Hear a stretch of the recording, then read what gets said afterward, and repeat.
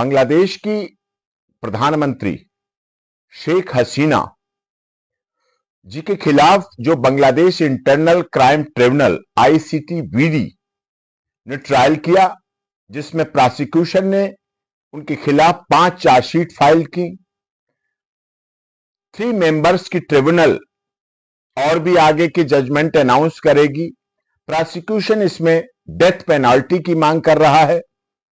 उनके अनुसार शेख हसीना ने वहां जो भी घटनाक्रम पिछले समय हुआ उसके लिए वो जिम्मेदार है, बल्कि ये टोटल जो चार्जशीट फाइल हुई झूठ का पुलंदा है, गलत है। शेख हसीना और उनके परिवार ने बांग्लादेश के डेवलपमेंट के लिए, विकास के लिए, रोजगार के लिए, शिक्षा के लिए, स्वास्थ्य के लिए और विदेशी संबंधों के लिए बहुत बड़े बड़े काम किए। लेकिन कुछ वहां के ऐसे संगठन थे जो नहीं चाहते थे कि शेख हसीना जी के संबंध भारत जैसे दुनिया के बड़े देश से संबंध रहे, पड़ोसी देश से संबंध रहे। इसलिए इन्होंने ऐसी संरचना की और बांग्लादेश को बहुत ही विशालता के साथ हर तरह की सहायता करने वाले, वहां बंटवारे से भी पहले के रहने वाले हिंदुओं के साथ उन लोगों ने साजिश और षड्यंत्र के तहत हत्या का तांडव किया।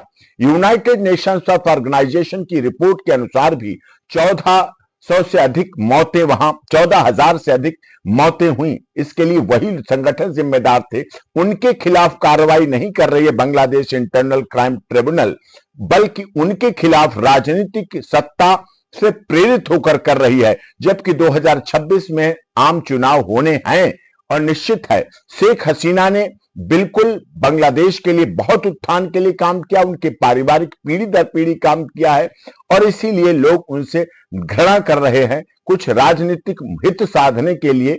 लेकिन ये निर्णय जो ट्रिब्यूनल ने किया है पूरी तरह से गलत है।